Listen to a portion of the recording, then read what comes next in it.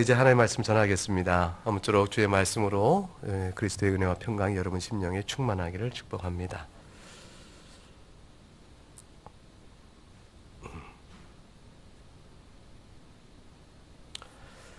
오늘 읽은 본문의 말씀을 통해서 하나님께서 이 말세에 살아가는 성도가 무엇을 바라며 어떻게 살아야 될 것인가에 대한 중요한 교훈을 줍니다.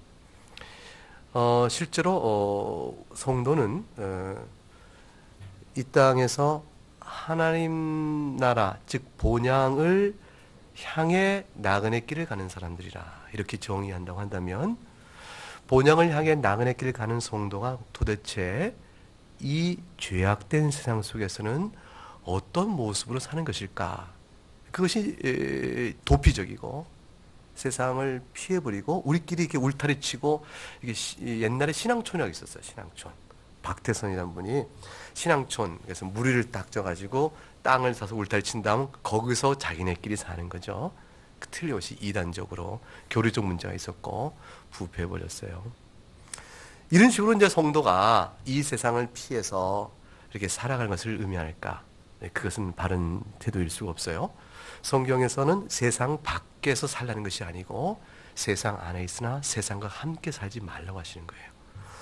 그리고 이 세상 안에 있으나 세상과 함께 살지 않을 방법은 뭐냐면, 세상 가운데서 하나님 나라의 백성으로서 하나님 나라의 백성으로서의 합당한 모습을 드러내며 사는 것이에요. 하나님 나라의 백성이라면 당연히 하나님 나라의 법도와 질서를 따라 사는 사람이 하나님 나라의 백성이죠. 그러니까 세상 살아가는 삶의 방식이 참 다른 거예요. 똑같은 일을 당했는데 살아가는 방식이 매우 특별하게 다른 것이죠. 그 도대체 원리가 뭘까 했더니, 그 사람 마음속에는 살아가는 원칙이 있어. 기준이 있고 규범이 있고 법이 있는데, 그 법이 세상 사람들이 생각하는 것과는 다른 거예요. 그게 뭐냐 했더니 하나님의 말씀이에요. 하나님의 말씀에 따라 살아가며 순종해 나갈 때 하나님 나라가 이 땅에 임하였다. 하나님의 능력이 드러난다. 하나님의 통치가 드러나게 되는 것이죠. 그렇게 됨으로 인해서 어두운 세상 속에 있으나 어두운 세상과 밖으로 튀어나오지 않고 그 가운데서 그들과 함께 사는 것이 아니라 세상 속에서 하나님의 백성 살아가는 이런 자태를 이룰 수가 있게 되어집니다. 오늘 바울 사도는 디모데에게 그와 관련한 아주 당부를 두 가지 면에서 요점적으로 해주고 있는 것이에요. 첫째는 무엇이냐면 1절 말씀입니다. 1절을 읽어볼까요? 3장 1절. 너는 이것을 알라. 말세에 고통하는 때가 이르러. 말세에 고통하는 때가 이르렀다. 지금이 말세라 그 말이에요. 지금이 고통하는 때가 이르렀다 하는 말이고, 또 하나는 뭐냐면 5절이에요. 5절을 읽어볼까요? 경건의 모양은 있으나 경건의 능력은 부인하니 이 같은 자들에게서 네가 돌아서라. 두 가지 당부예요. 하나는 뭐냐면 말세라. 하나는 말세라. 또 하나는 뭐냐면 돌아서라. 너 디모데야, 네가 속한 이 시대가 말세인 줄 알 것이요. 그리고 너는 반드시 이 세대에서 돌아서야 한다. 말세라는 것은 무슨 의미냐면, 예수님 재림이 직전한 때를 가리켜서 우리가 말세라 이렇게 얘기하는데, 그건 맞아요. 그런데 성경에서 말하는 말세는 훨씬 더 큰 개념이에요. 훨씬 큰 개념은 뭐냐면, 예수님 초림으로 말미암아 이루어져서 다시 오실 그날까지 전 기간을 다 말세라고 그래요. 무슨 말이냐면, 예수께서 육신으로 오신 그 이후로부터 이어지는 모든 교회의 시대를 가리켜서 말세요 종말이라 이렇게 얘기합니다. 하나님의 구원 사역에 예언으로 주셨던 것이 성취된 시대이니, 이제 주께서 오셔서 이 일을 이루셨으니 이 믿는 자는 살 것이라. 그가 다시 오셔서 역사를 종결짓기 이전까지 마지막 때의 구원을 받으라 이렇게 말하는 것이죠. 지금이 그런 의미에서 마지막 때예요. 그 마지막 때가 물리적인 시간으로 2000년 지났고, 앞으로 또 주 오실 때까지 얼마나 많은 시간이 지날지 모르지만 여전히 다 지금은 구속의 모든 사역이 완성되었으니 주께 다시 오셔서 역사를 마지막 종결 짓기 전까지 구원을 받으라 라는 메시지는 똑같이 들어가기 때문에 그 말이 뭐가 돼요? 마지막 때가 되어져요. 그러니까 사도행전에서도 오순절 성령 강림이 임하여 방언이 터지게 되었을 때 일이 어찌 된 거가 막 사람들이 혼란스러울 때 베드로 사도가 요엘 선지의 말을 인용해요. 뭐라고 말하냐면, 하나님 말씀하시기를 말세에 내가 내 영을 모든 육체에 부어주리니 너희 자녀들은 예언할 것이요 너희 젊은이들은 환상을 보고 너희 늙은이들은 꿈을 꾸리라 했어요. 그때 이걸 요엘 선지자의 말씀인데 언제적 얘기예요. 과거에 있었던 일의 예언을 들고 말세에라는 말을 그대로 끌어와서 지금 그 일이 이루어졌다 하고 있으니 베드로 사도의 관점 속에서 지금이 곧 말세라. 주께서 오실 그날을 이미 약속된 대로 왔고 다시 올 날을 바라보는 그때라 그랬어요. 그러니 그때 이 말세는 지금도 여전히 바울 시대 때 디모데에게 말한 말세나 지금 우리가 이 성경을 읽고 있는 오늘에나 똑같이 말세라 볼 수 있습니다. 그때로부터 지금까지 동일한 이 주께서 다시 오실 날을 바라보는 마지막 시대에 믿음은 구원을 얻는 이 은혜의 시대 속에서 그 시대의 특성이 어떨 것인가 할 때 1절에 아주 특별한 단어를 하나 쓰죠. 너는 이것을 알라 말세에 무슨 때가 이를 것이라 그랬어요. 고통하는 때, 이 고통을 한다. 이 고통하는 이 말은 마태복음 8장에 가게 되면 가다라 지방의 무덤에 귀신 둘이 있었다는 얘기 나와요. 이 귀신 둘이 가다라 지방에 귀신 둘이 있어서 으악 소리 지르고 너무 흉포하고 하기 때문에 사람들이 감히 그를 지나지 못했다라고 나와요. 그때 사람 지나지 못하도록 귀신 들린 자가 귀신이 무덤가에서 난리를 필 때 그 흉포함과 사나움을 그대로 묘사하는 말이 말세에 고통하는 때 그 단어예요. 그리고 이 말은 달리 그 의미를 살려 번역하면 말세가 되어지면 사람이 그냥 살 수가 없을 정도로 사람이 행하며 살아가기 어려워 워낙 사납고 거칠어서 사람이 그냥 살기가 어려운 그때가 될 것이라 그 말이에요. 이 말은 말세요. 그러니 사실 지금 우리가 살고 있는 이 세상이 그저 살고 있으니까 살고 있어서 익숙해 있지만 하나님 보실 때는 사람 살 곳이 아닌 거예요. 아담과 하와가 죄를 짓기 이전에 에덴의 동산 그 낙원에 살던 그 시대의 인간의 순전함을 가지고는 살 수가 없는 세상이에요. 타락 이전의 아담을 지금 우리가 사는 세상에 집어넣으면요 이내고 죽어요. 마치 청정지역에 있던 맑은 물에 살던 물고기를 오염된 물에 집어넣으면 바로 죽듯이 지금 이 시대가 오염되어 있어서 맑은 청정지에 살던 영이 살 수가 없는 시대라. 우리가 살고 있다는 건 뭐냐면요 우리가 부패해 있다는 증거예요. 여러분 착합니까? 여러분 영혼이 맑아요? 영혼이 맑으면 이내곤 느끼는 아픔이 와요. 고통이 오고 괴롭고 슬픔이 오고 눈에 닿는 것마다 죄가 보이기 시작해요. 그 죄는 그들의 죄뿐 아니라 그로 인한 내 심령의 찌름이 오기 시작해요. 너무 괴로워요. 예수님께서 이 땅에 사실 때 세상의 모든 사람을 보시고 번민하며 마음했던 일이 얼마나 컸을까를 생각해 보세요. 죄 중에 살아가는 모든 사람들, 삶의 주장과 택함과 그들의 가치가 그로 이루어지는 일들, 세상의 정치 권력과 경제적인 모든 움직임과 문화와 체육과 모든 부패 상황에 안 미친 곳이 없어요. 우리는 이 사회 속에서 터져나오는 모든 부패 소식을 듣는데 터질 때 그때 비로는 것이 아니라 얼마나 오랜 세월 그렇게 되었던가. 한 가지 결론적은 뭐죠? 본래 근본이 그렇다라는 사실을 우리가 알 수밖에 없는 세상살이. 그 속에서 우리는 일정한 타협을 해나가면서 일정한 범위 내에서의 양심의 어려움을 겪지 않는 최선의 방어책을 가지면서 겨우겨우 살아가는 것이 신자예요. 신자는 끊임없이 신음하고 아파요. 특별한 죄가 사회적 범죄가 아니라 할지라도 우리 관계 자체가 그래요. 우리가 다 부족하잖아요. 부족하고 이해가 부족하고 그렇기 때문에 본질상 내 성격이 제한되어 있고 상대방의 마음을 다 이해하는 것도 부족하고 대화를 나눠도 충분하게 이해하기 어려워요. 그래서 나름의 괴로움을 갖고 있어요. 그 괴로움을 가만히 들여다보면 죄성이 맞물려 있는 걸 알게 되어져요. 말세에 이렇게 신음하여 사람이 지나갈고 행할 수가 없는 고통의 때가 온다. 자, 어떤 내용들일까? 그러면서 2절부터 하나씩 사도 바울이 말석 특징을 제시합니다. 무려 몇 가지냐면 19가지예요. 19가지 말석 특징 가운데 나는 어디에 해당이 되나 한번 생각해서 보시기 바랍니다. 첫째는 1. 사람들이 누구를 사랑하며? 자기를 사랑하며.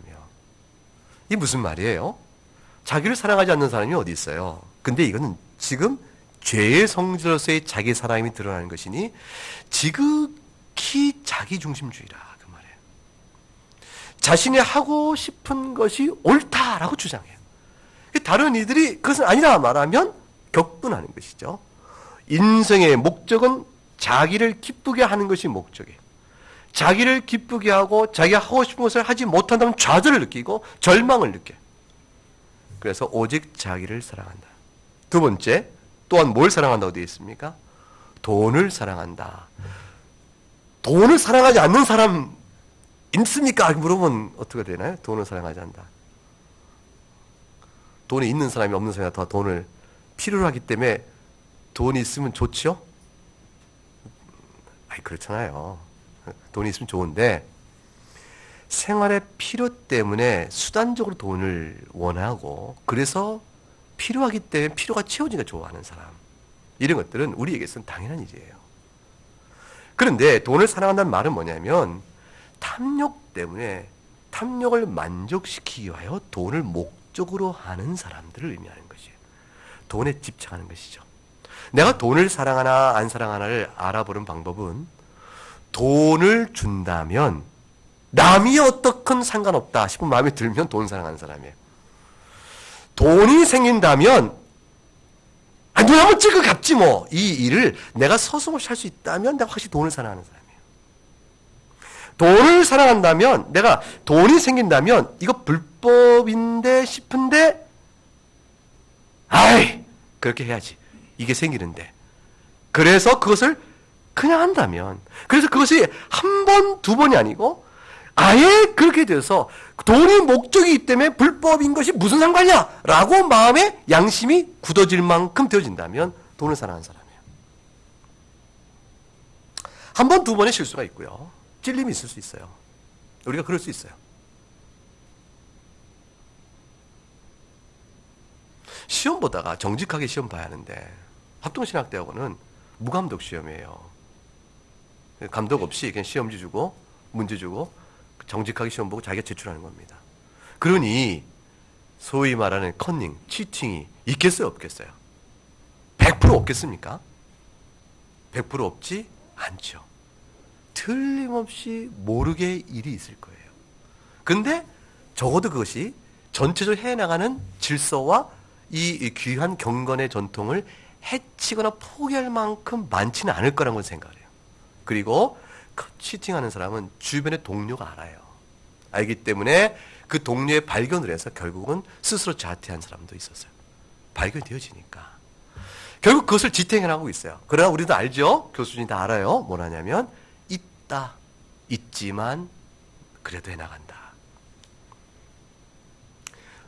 그것이 한 번 할 수 있다고 쳐봐요. 여러 번 답을 쓰면 될 것 같은데 그래서 한 번 한다고 쳐봐요. 3년 동안에 어떤 사람이 한 번 시험을 받아서 그렇게 했다고 쳐보십시다. 그럴 수 있어요. 하나님 회개하고 나가겠죠. 그런데 3년 내내 시험 때마다 아예 성적을 얻기 위하여 그 방법을 자신이 개념을 찾고 했다. 그럼 뭐가 됩니까? 말석 증상에 대한 전형이 돼버리는 것이죠. 이거는 바늘도둑이 소도둑된다라는 죄의 경향성의 위태로움을 경계하여 처음부터 작은 죄라도 피해야 될 것이지만 그러나 하나님의 은혜로 죄를 범했으나 넘어갈 때 신자는 죄를 범할 수 있으나 신자라면 어떤 기대가 있어야 되죠? 돌이켜 회개하는 눈물이 있어야 되고 그리하여 그것을 점점 벗어나는 일들이 있어져야 하는 것이죠. 돈이 목적이기 때문에 탐욕을 만족시키기 위해서 불법한 일을 그대로 해나간다. 이사야서 5장 8절에 이런 사람이 전형이 나오는데 아주 대표적인 얘기가 나오는데 어떻게 나오냐면 이사야 5장 8절에 너무 표현이 리얼해요. 너무 사실적이에요. 가옥에 가옥을 이어붙이며 자기 전토에 전토를 계속 더하면서 마침내 자기가 사는 마을 전체에 빈틈이 전혀 없도록 자기 재산을 불리고자 하는 사람. 이 땅에 마치 혼자 사는 것처럼 사는 자들은 와 있을진저 라고 이사야 선지가 하나님 앞에서 정죄를 합니다. 이스라엘 민족이 하나님께 정하실 때 함께 더불어 살아가라. 그리고 성경에 뭐라고 되어 있냐면 너희 가운데 가난한 자는 필경 있을 것이로되 그러셨어요. 하나님은 이미 아세요. 가난한 자는 틀림없이 있을 것이로되 그러나 너희가 탐욕을 목적으로 이러이러한 일지를 자행하지 말라 하고 율법의 계명을 주셔서 인간의 탐욕을 경계하신 것이죠. 최선의 살아 숨쉴 수 있도록 밭의 일항에서 이삭을 다 거두지 말고 조금씩 남겨두라. 그건 배려의 마음이죠. 그런데 말세가 되어지면 돈을 사랑하는 사람들이 빈이쁜 부익부의 양극화 현상을 거침없이 해나가면서 아무런 사회적 문제를 느끼지 않는 거예요. 부한 사람이 부해질 수 있는 것이 악한 것이 아니에요. 그러나 하나님이 보시는 이 세상 속에 가난한 사람 너희 가운데 항상 있을 것이요. 그렇기 때문에 부한 사람도 항상 있는 것이요. 부자체를 정죄한 법이 한 번도 없는데 부익부, 빈익부의 양극화 현상의 사회적 문제를 보지 않는 사람, 그것 때문에 고민이 없는 사람, 그런 자체가 돈을 사랑하여 여러 가지 시험과 올무에 걸려 정욕에 무너져 침륜과 멸망에 빠지는 것이라. 디모데전서 6장에 나온 대로 돈을 사랑함이 일만하게 뿌리가 된다 하였고 이것을 사모하는 자들은 미혹을 받아 믿음에 떠날 것이요 많은 근심으로 자기를 찌르는 일이 되고 말 것이라 했어요. 이런 일들이 있을 것이라 했습니다. 얼마만큼 있으면 될 것인가? 그런 일들을 늘 생각을 해야 되고 얼마만큼 나를 위해 쓸 것인가? 내 소득에 얼마만큼 나를 위해 쓸 것인가? 그런 생각을 하며 살아가야 할 것이라는 말씀이죠. 세 번째로 자랑한다 되겠어요. 자랑한다. 말세는 자랑한다. 이게 뭐냐면요. 여러분 어릴 때 많이 봐. 요즘은 그게 없는 것 같아요. 학교 끝나고 나오면 노점판에 쫙 벌려놓고 뭐 파는 분 있어요. 약 장사님 있죠. 이 약으로 말할 것 같으면 그 약을 이 약 어떤 약이죠? 이 약으로 말할 것 같으면 안 듣는 병이 없어요. 이 약으로 맡으면 만병통치나 누구나 다 나을 것이요. 허리 아픈 사람, 두통 있는 사람 모든 통증은 싹 낫는 거예요. 그러니까 이제 통증 의학 하시는 분 곤란해. 그 사람 보면 이 약만 먹으면 다 나아버리니까. 근데 이 약을 파는 사람이 약 자랑을 되게 하죠. 근데 자기는 알죠. 약효가 실제 있어요, 없어요? 없죠. 가짜죠. 그와 같은 사람이 이 말을 자랑하며 해요. 자기가 한 일 별것도 없어요. 내세울만한 것도 없는데 자그마한 일 하나에서도 크게 부풀려서 자랑을 하고 실력은 쥐꼬리만큼인데 이만큼 인정받기를 원해서 자랑하고 그래서 항상 내용도 없으면서 거칠어로 자랑하기를 좋아한다. 거짓 약인데 진짜 효과 있듯이 약팔이하듯 떠들어댄다. 이게 자랑하며라는 뜻이에요. 교만하며 이 자랑하는 것과 맞물려 가는 거죠. 같은 마음이죠. 그러니까 드러내기를 좋아하고 건방지고 오만하며 다른 사람들 위해 항상 눈을 치켜뜨는 형태예요. 이렇게 치켜뜨는 사람이죠. 그리고 비방한다. 이렇게 헛된 자랑과 교만 속에 있으니 비방한다는 말은 다른 사람의 명예를 훼손하는데 모독을 하는데 이웃 간의 사람을 향한 모독을 넘어서서 심지어 하나님조차 중상 모독한다. 하나님의 교훈의 말씀이 이렇소 그러면 하나님의 교훈의 말씀이 그렇다는 순간에 아이고 그런가? 살펴본 다음에 그럼 나는 어떨까? 자신을 성찰해야 되는데 그 하나님의 말씀을 비방하기 하는 거예요. 그래서야 되는가? 누가 그렇게 사는가? 이건 하나님에 불과한 말이야. 어떻게 사람이 거짓 살이며 어떻게 사람이 그럴 수 있겠는가? 이러면 하나님 살아가는 삶의 이치를 하나님 몰라도 한참 모른다 말하는 것이죠.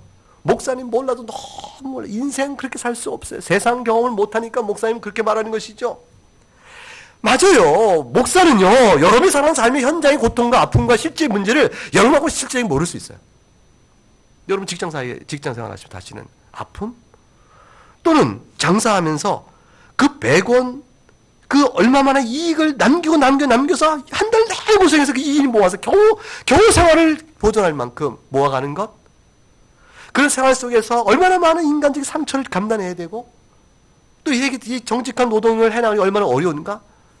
소득이 적었을 때 오늘 밑으로 메르스 한번 돌면 장사가 안 됐을 때 하는 마음의 초조함? 말할 수 없는 고통들 당신 아니야, 목사가. 그러니까 당신 그런 얘기 한다, 이렇게 할 수 있어요. 맞아요. 여러분의 삶에 대한 현실 고통을 목사가 실제로 영어만 모를 수 있습니다. 모른다는 게 맞겠죠. 그런데 그것만 맞는 게 아니고 성경에 있는 말을 전하는 목사의 말도 맞아요. 그럼 하나의 말씀이니까.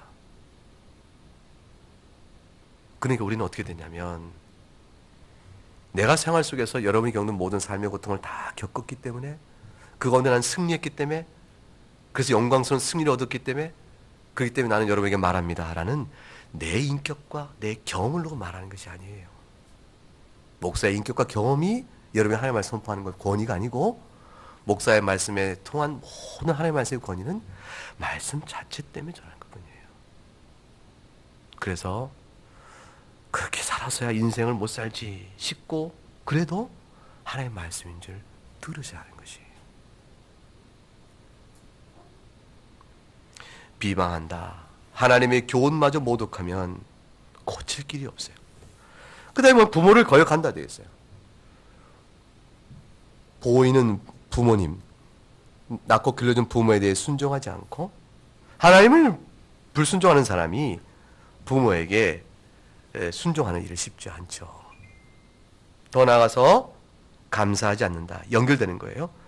부모의 말씀에 거역하며 부모는 모른다는 것이죠. 어릴 때 자라면서 엄마가 아빠가 뭘 알아? 이런 얘기죠. 부모의 교훈에 순한 것들과 필요적 지혜를 겸손히 듣지를 거부하고 부모가 그들에게 베풀어준 사랑과 친절을 감사하지 않고 더 나아가서 하나님께서 베풀어준 일에 대해서 감사치 않고 배은망덕하다. 이게 시대의 모습이에요. 하나님 주신 받은 것에 대해 감사할 줄 모르고 불평과 원망으로 하나님께 나아간다. 무정하다 했어요. 거룩하지 않다 그랬어요. 거룩하지 않다. 그래서 이들은 하나님께 대해서조차도 감사치 않기 때문에 하나님의 교훈과 뜻과 주권 앞에 엎드려 살지 않습니다. 그래서 거룩하지 않다는 말은 죄가 없이 산다는 뜻을 넘어서서 그냥 뭐냐면 하나님의 영광을 위해 살아가는 삶의 방향을 안 간다 그 말이에요. 하나님의 영광과 주권을 생각하며 살진 않아요. 그 뭐냐면 내 인생의 주권은 나요? 내 인생의 영광은 나를 위한 것이요? 따라서 내가 하고 싶은 걸 하는 것이요? 그렇게 살아가기 때문에 따라서 그 내용은 절대 거룩지 않은 모습에 들어가는 것이죠. 하나님 나라에 동참하는 성도의 영적 자태가 그 안에 있지 않다. 무정하다 했어요. 이 무정하다는 말 정이 없는 거죠. 섬세하고 애틋한 정이 없어요.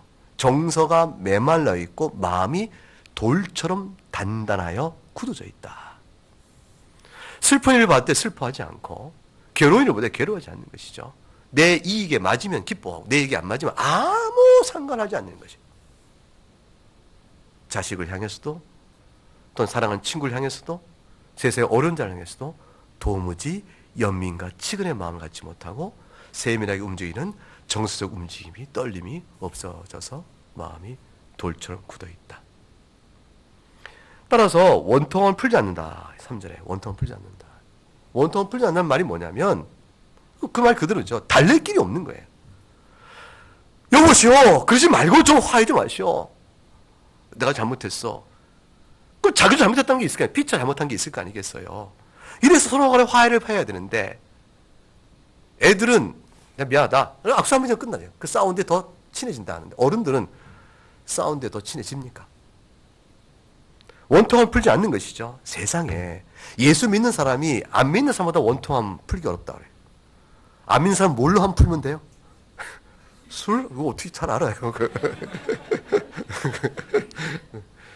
한 잔 먹고 그냥 해보면 그냥 풀어지는 모양이에요. 그 진짜 그런지 모르겠는데 말은 그렇게 해요. 근데 기도해도 안 풀려.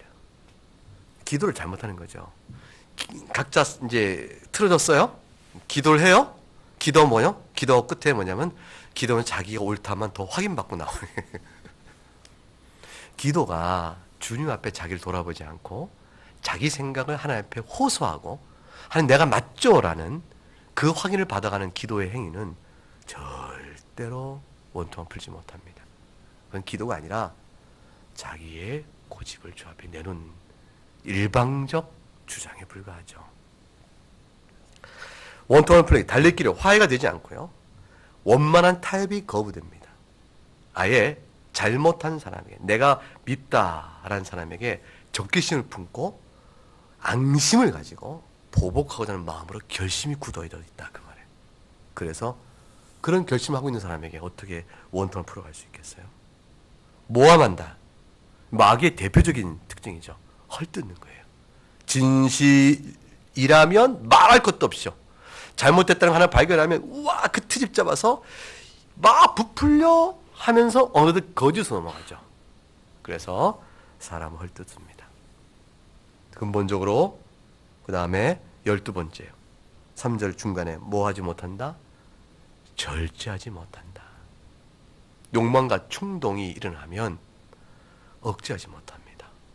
그리고 마음에 전혀 안정됨이 없이 쏟아붓습니다. 여러분 요즘 시대 정말 그런 것 같아요.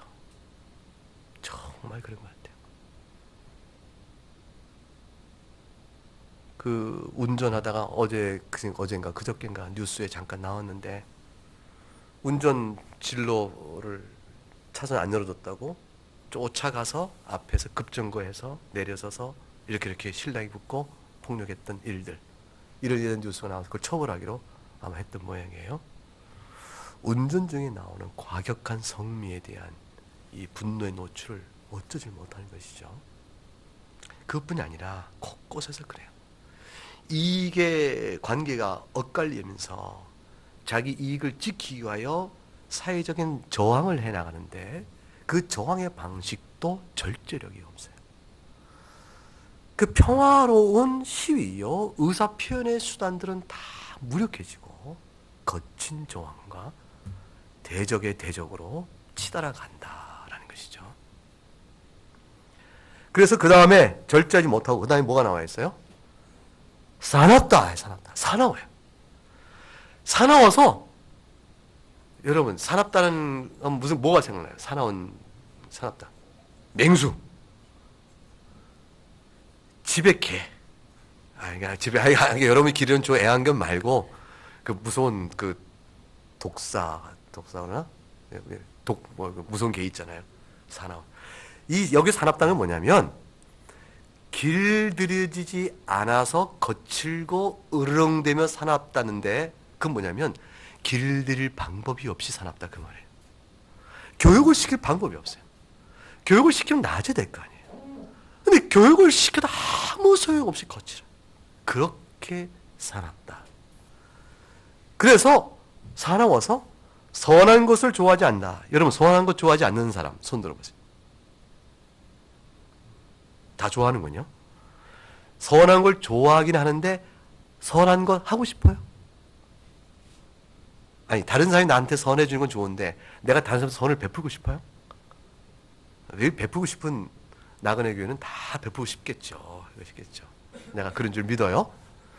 믿음이야 이거는. 이성적 판단이 아니고 믿음이. 여러분 보세요. 선한 걸 좋아하지 아니하면 어떠냐면 사람은 다 선한 걸 좋아해요. 그리고 나도 선을 베푸나면 너무 행복해요. 선을 베푸고 오는 이 행복감은 악을 행하고 취한 이득의 즐거움과는 종류가 차원이 다른 영혼을 새로 신선하게 만드는 정말 영혼의 맑게 씻겨지는 듯한 아주 기쁨이 와요. 이게 정말 행복한 것인데 선을 좋아하지 않는다는 이 말은 뭐냐면 얼마나 마음이 근본적으로 선을 싫어하는 성향이 있을 뿐 아니라 어떤 정력이나 시험의 유혹이 있기도 전에 이미 결심을 해버려. 뭐냐면 악으로 치우치기로. 그런 상태로 마음이 있다 그거예요. 아예 마음에 확고한 결심을 해서 나는 악을 행하기로. 그러므로 선을 도무지 좋아하지 않는다. 행하기를 좋아하지 않는다가 아니라 선 자체를 좋아하지 않는 것 같다라고 드러날 정도로 사람들이 악의 마음을 붙들린 자들이 되었다. 그럼 배신합니다. 신의와 신뢰가 없어지고 사욕을 위해서는 어떤 경우라도 배신을 합니다. 유다는 예수 그리스도를 팔아 넘겼습니다. 조급합니다. 이 조급함이라는 것은 폭력과 악이요, 자기 사욕을 이루기 위하여 행동하는데 주저함이 조금도 없다 그 말이에요. 전혀 개의치 않는다. 양심의 꺼리낌이 있다. 그 개의치 않는 거예요. 사회적 법이 아닌데 개의치 않는 거예요. 남들이 날 뭐라 할까? 그거 개의치 않는 것이. 그리고 개의치 않을 뿐더러 주저함이 없을 뿐더러 즉각적으로 행한다. 그런 말이 조급함이라는 말 속에 들어있어요. 자만한다. 지극히 자아도취적이라. 자기를 높이고 자신에 대해서는 자만하여 특징이 뭐냐면 자만한 사람은 자신에 대해서는 자기를 돌아볼 줄 모르는 거예요. 남을 판단할 때는 하나님 말씀도 얼마나 지식이 많은지 남을 판단할 때는 이 말씀 들어서 판단하는데 그 말씀으로 자기를 돌아보는 일은 전혀 하지 않는 사람 자만성을 의미해요. 영적으로 도덕적으로 자기를 성취하지 못하고 눈을 감으니 그가 교만하다. 그리하여 4절 맨 마지막에 뭐가 나와요? 쾌락을 사랑하기를 하나님 사랑보다 더한다.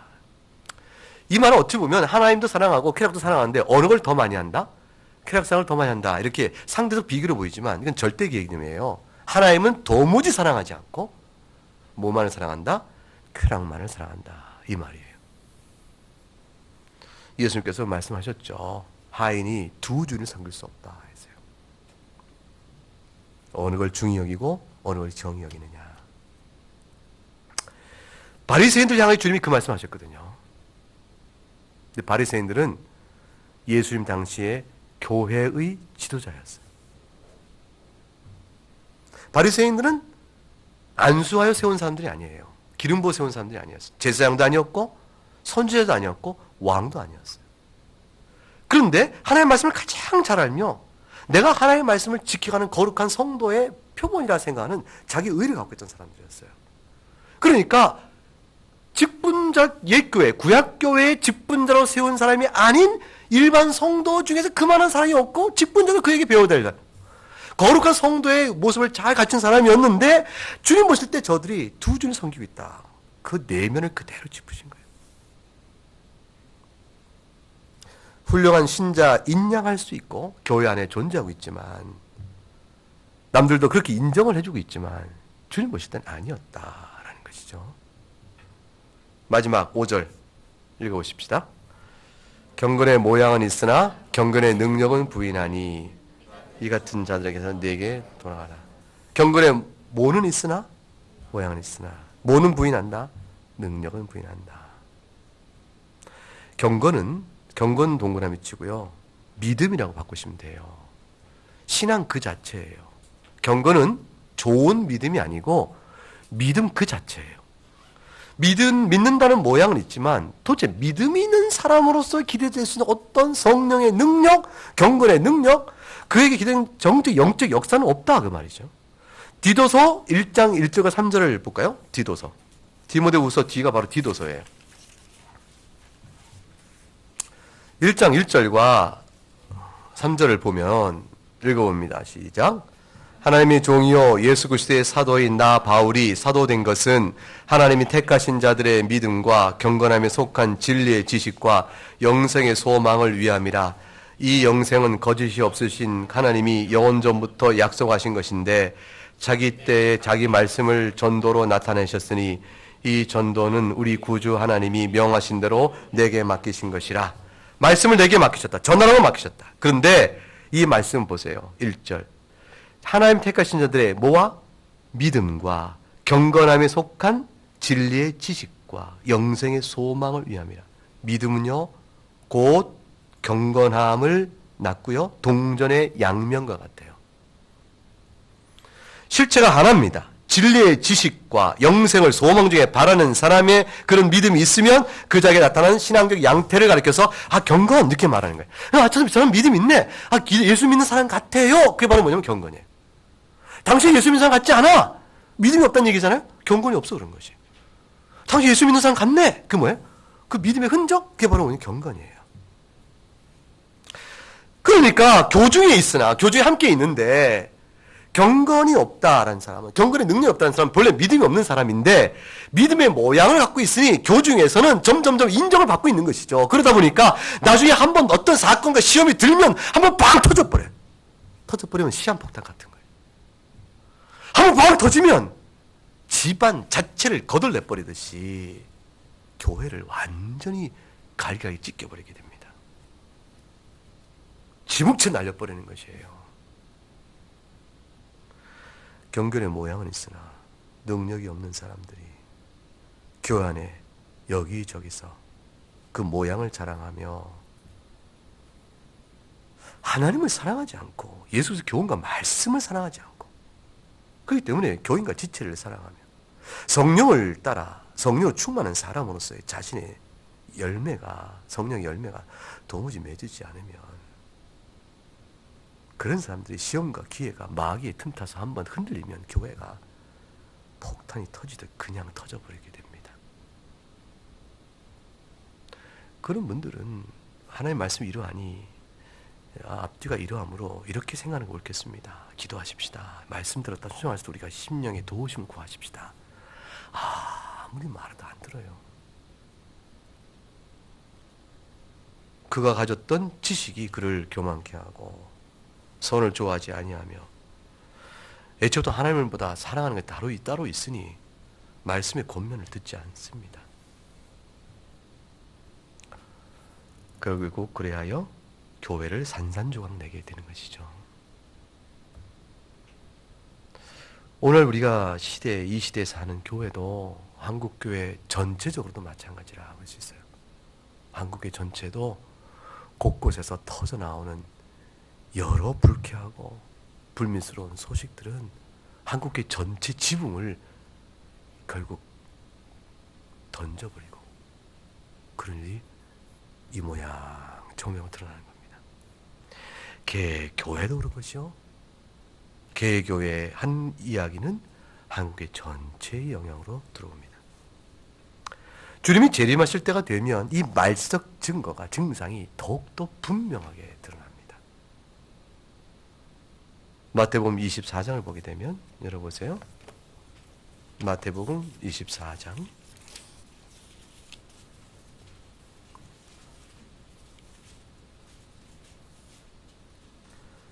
8절부터 14절까지 한 절씩 나누어 읽겠습니다.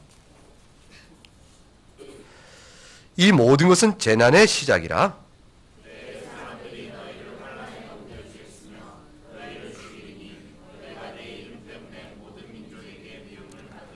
그때 많은 사람이 실족하게 되어 서로 잡아주고 서로 미워하겠으며 불법이 성함으로 많은 사람의 사랑이 식어지리라. 같이 읽어요. 이 천국 복음이 모든 민족에게 증언되기 위하여 온 세상에 전파되리니 그제야 끝이 오리라. 주님 말씀하셨습니다. 거짓 선지자가 많이 나타날 것이라.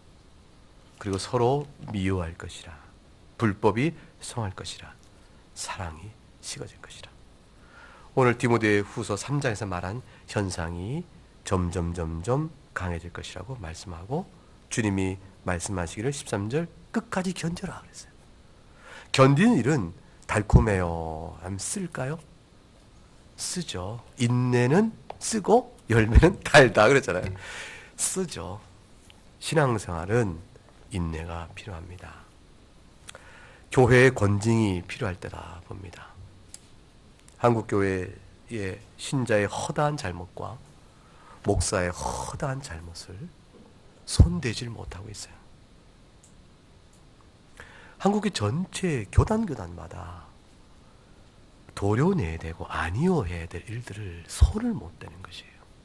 손을 못 대니 당회가 그거 아니고 모든 교인들이 죄에 대해서 마음이 범상이 대하는 것이에요. 죄진을 범상이 대하고 자기 성정을 교회 안에서 교우들 관계 속에 그대로 여과 없이 노출시키는 일에 아무런 죄책을 안 느껴요. 아니 어떻게 교회에 와서 교우끼리 관계를 맺으면서 자기 성정대로 말을 하고 성정대로 핏대도 올리고 성격대로 다 말을 해요. 그럴 수가 없는 것이거든요. 여기가 하나님의 말씀의 원리에 서야 되기 때문에 집에서는 내 성정대로 야야야야 이렇게 막 하는 사람도 여기 와서는 어떻게 성정을 감춰야 돼요. 본래 제가 이렇지가 않아요. 그렇지만 교회에서는 제가 네 이래요. 교회 끝나고 집에 가면 살 것 같아. 옷을 벗으면서 내 모습으로 교회 가면 힘들어. 그래도 그렇게 해야 되는 거지. 그것이 훈련이에요. 그게 그 애씀이에요. 집에서도 사실은 그렇게 하려고 애를 써야 돼요. 왜냐하면 말씀 앞에 자식 앞에 내가 어떻게 서 있나, 배우자끼리 말씀 앞에 내가 어떻게 서 있나 이런 생각을 늘 해야 되므로 자기 성정과 성질대로 살아간다면 그 무슨 신자의 생활을 할 수 있겠어요? 신자 생활이 무슨 목사인 저는 설교할 때는 그렇고 사실 혜원이 왜 자꾸 웃어요? 아빠 생각하고 그런 거죠? 난 지금 이 얘기하면서 우리 집사람 눈치를 못 보고 있어요. 눈을 마주칠 수가 없어요. 알긴 아느뇨 이러는 것 같은데 그런 것입니다. 그래서 자기 성정대로 말하는 것입니다. 그런데 기강이 무너져 버려서 하나님께서는요 교회를 세우시면서 교육자를 세워 질서를 세우시면서 그 다음에 맡기신 일이 뭐냐면 말씀을 가르치라. 책임을 엄히 주셨어요. 그거 안 하면 죽습니다. 바르게 가르쳐라. 목사가 인격이 부족해도 말씀을 바르게 주는 게 더 중요해요. 물론 인격이 부족하면 말씀이 온전하게 전해지겠냐라는 제한은 있겠죠. 그만큼 치명적으로 중요한 것이 하나님의 말씀 바르게 가르치는 일이에요.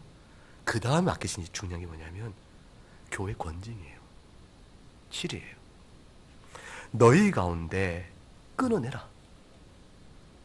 민수기 15장에 보면 여호와의 말씀을 멸시하고 명령을 파괴하는 자 그 죄악이 그 자에게 돌아서 이스라엘 가운데 끊어내라. 신명기 17장에 만일 여호와 앞에 서서 제사장이나 재판장의 말을 듣지 아니하거든 교역자의 말이나 당회의 칠이나 말씀에 지는 모든 권면을 듣지 않거든 그를 죽이라.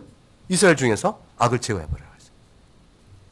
하나님은 교회에 대한 거룩성을 굉장히 원하시고 교회 안에서 교리적 부패와 도덕적 타락과 영적인 음란성에 대한 하나님의 강한 도려냄을 원하셨어요. 그게 구약교회만 그런 것이 아니고 신약에도 마찬가지예요. 고린도전서 5장을 보면 열어보세요. 고린도전서 5장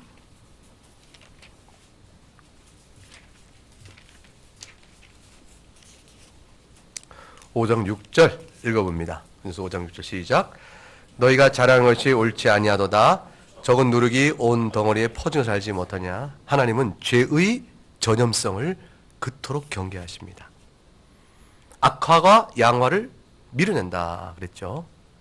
죄의 전문 영역은 그보다 강할 수가 없어요. 5장 9절부터 12절 읽어봅니다. 시작. 내가 너희에게 쓴 편지에 음행하는 자들을 사귀지 말라 하였거니와 이 말은 이 세상에 음행하는 자들이나 탐하는 자들이나 속여 빼앗는 자들이나 우상 숭배하는 자들을 도무지 사귀지 말라 하는 것이 아니니 만일 그리하려면 너희가 세상 밖으로 나가야 할 것이라. 이제 내가 너희에게 쓴 것은 만일 어떤 형제라 일컫는 자가 음행하거나 탐욕을 부리거나 우상 숭배를 하거나 모욕하거나 술 취하거나 속여 빼앗거든 사귀지도 말고 그런 자와는 함께 먹지도 말라 함이라. 밖에 있는 사람들을 판단하는 것이야 내게 무슨 상관이 있으려마는 교회 안에 있는 사람들이야 너희가 판단하지 아니하랴. 13절. 밖에 있는 사람들은 하나님이 심판하시려니와 이 약한 사람은 너희 중에서 내쫓으라 하셨습니다. 교회의 권징을 통해서 악한 사람은 내어쫓고 나머지 교인들을 보호하는 것이에요. 근데 이 같은 권징은 목적이 있어요. 5장 5절을 보세요. 5절 읽어봅니다. 시작. 이런 자를 사탄에게 내주었으니 이는 육신은 멸하고 영은 주 예수의 날에 구원을 받게 하려니라. 이는 그를 멸망하게 하려는 아니라 구원하기 위함이에요. 그래야 그가 죄가 뭔지 하나님 앞에서 회개의 기회를 얻게 되어지는 것이죠. 고린도 후서 2장 6절과 8절을 가게 되면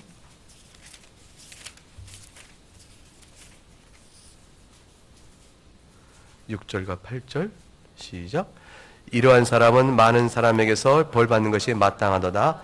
그런즉 너희는 차라리 그를 용서하고 위로할 것이니 그가 너무 많은 근심에 잠길까 두려워하라. 그러므로 너희를 권하니 사랑을 그들에게 나타내라. 그가 행한 죄 때문에 그가 치리를 받는다 할지라도 그를 사랑하고 그를 용서하라.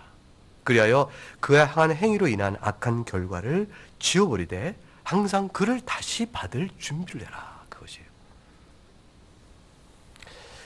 여러분, 이런 일 어때요? 우리 가운데 A 교우를 어떤 잘못한 걸 드러냈어요. A 교우를 우리가 치료를 했는데 가만히 보니까 A 교우 억울한 거예요. 왜냐하면 자기만 그 일을 한 게 아니라 B, C 교우도 그런 일을 하거든요. 근데 하필이면 나만 드러난 거예요. 그래서 나만 들켜서 나만 치료를 받아. 그러니까 이 사람이 너무 억울해서 B와 C도 그래요. 목사한테 얘기했어요. 그 목사님이 그러니까 아 그렇습니까? 난 몰랐는데 B, C도 함께 들춰내서 막 하면 되겠어요? 안 되겠어요? 안 되는 거예요. 감춰진 죄는 드러내서 치리하는 것은 아니에요. 우리가 다 허물이 많기 때문이에요. 치리하겠다 여러분이 죄를 낱낱이 찾아서 들춰내서 하는 것이 아니에요. 모든 허물은 덮어야 되는 것이에요.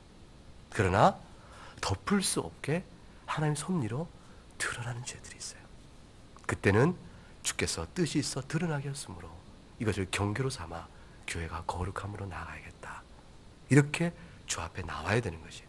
그리고 회개하고 용서의 사랑을 회복해야 되는 것이에요.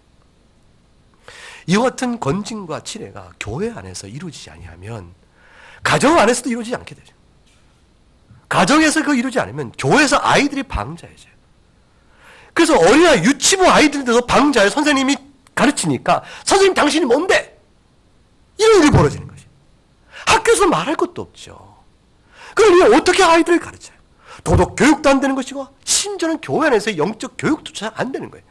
부모가 자식을 아끼고 집안에서 기율이 안 서지는 그런 치리가 없는 상태에서 아이를 교회에 내보내고 교회에서 아이를 치리가 서지 않으니 전체적으로 아이를 말씀으로 지도할 모든 권면의 질서가 무너져 버리는 것이라. 어른의 진리도 치리해야 되고 아이들도 기강이 서야 되는 것이에요. 사도 바울이 에베소의 교회 장로들을 다 불러 모아 내가 떠나고 이제 여러분을 떠날 때가 됐고 죽을 때가 가까이 왔을 때 마지막 당부의 말을 할 때 이렇게 얘기해요. 여러분 가운데 이리가 들어와서 양떼를 아끼지 아니할 것이라. 내가 일깨워 내가 3년이나 밤낮 쉬지 않고 눈물로 각 사람을 훈계하던 걸 기억하라. 이때 훈계란 말은 말씀을 가르칠 뿐더러 꾸짖은 것을 연결해서 하는 말씀이에요. 이사야 1장을 아까 읽었죠. 하나님이 하늘과 땅을 소환해서 너희가 내 백성이고 내가 너희를 낳았지만 세상에 소도 임자를 알고 나기도 주인의 구유를 알지만 너희는 깨닫지 못하고 어찌하면 모든 교훈을 버려 하나님을 떠나버렸느냐 나를 떠나갔느냐. 주께서 탄식하며 말씀하셨습니다. 오늘 본문의 말씀은 말세에 즈음한 교인들 하나하나뿐만 아니라 교회가 어떻게 될 것인가를 말해줍니다. 이 모든 일은 이 말씀을 들으면서 개개인이 자기를 성찰할 뿐더러 교회 또한 자신을 성찰해가고 교중에 치리의 권징을 잘 세워 바른 말씀을 가르치고 서로 진리 가운데 사랑으로 하나가 되어지며 악이 드러나지 않도록 허물을 덮어주되 그러나 하나님께서 악이 드러나게 할 일이 벌어질 때는 치리를 향하여 어떤 악도 교회 안에 있지 않도록 하는 것이 중요하다. 이것이 말세 때에 걸어가야 될 나그네 교회 회원 개개인의 걸음이요 동시에 교회 자체의 기관적 의미에서의 교회가 감당해야 될 일이라 볼 것입니다. 네, 우리 같이 한번 찬송하겠습니다.